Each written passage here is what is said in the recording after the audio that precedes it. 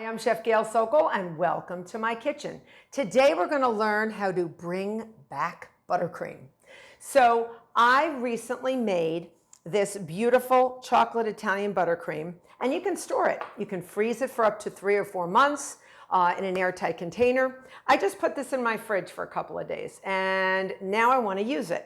So it can be a little hard, and some people don't know how to actually bring it back to its creaminess. So I'm going to show you how.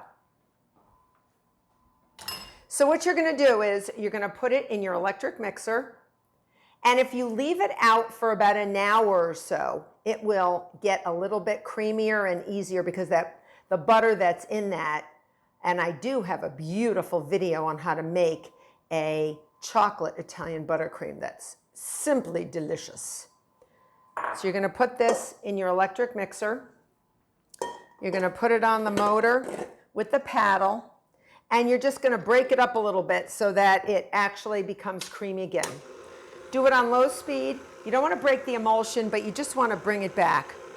And the softer it is, the easier it will be. Now, if you leave it out for 2 or 3 hours, it may already be soft enough that you can actually use it. You don't want to use it fresh from the fridge because it's going to be hard.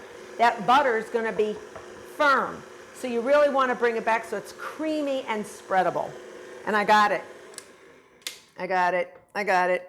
And I did leave this out for an hour or so, but I got it. I got it. Now I got to find something to spread with it.